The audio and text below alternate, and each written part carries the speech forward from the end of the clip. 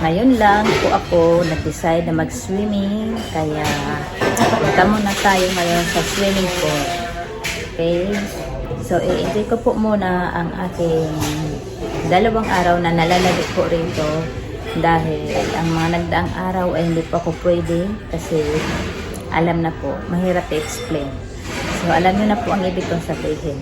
So, ngayon lang po ako mag-enjoy sa ating swimming pool. Okay? So, see you there, guys.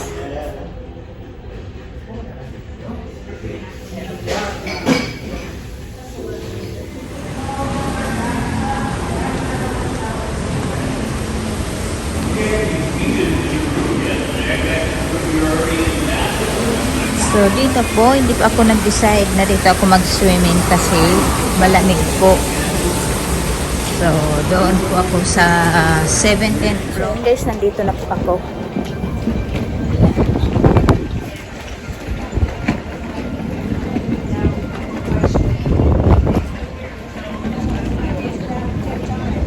So, ayun guys, nandito na po kami. Maya-maya po, lulublob na po kami sa tubig. Kaso po, may mga tao pa po at medyo hindi yata kami magkasya kung sasama pa kami mag-asawa kasi parang 5 yata yun sila nandiyan dyan. Tsaka alam na medyo malalaking size kaya medyo crowded tingnan. Wala pong swimming pool po dito sa 17th floor. Ano lang po, mga jacuzzi lang po meron dito. Parang malapit pa yata pumunta sa swimming pool ngayon. At mahangin po dito sa taas. Okay? So, see you guys later.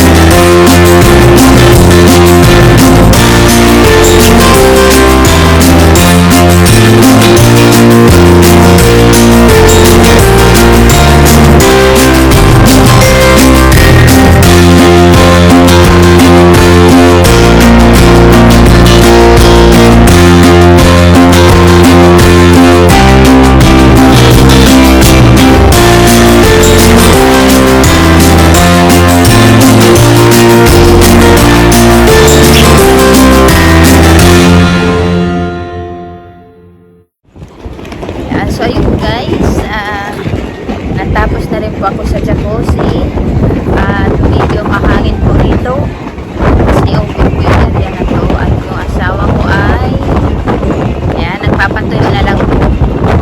So maganda po ang pakiramdam lalo na natin dito pa sa gilid ng dagat. Okay, kung nakikita nyo po, masyado lang po talagang mahangin.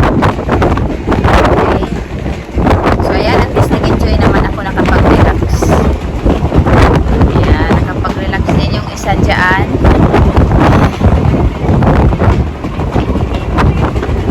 So, ang ganda po ng kita nyo po, ang ganda po ng building.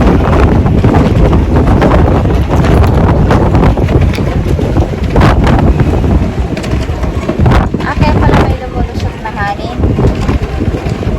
Pas pa na. Kaya pala may hangin. Siguro kung dito bukas. Ayan.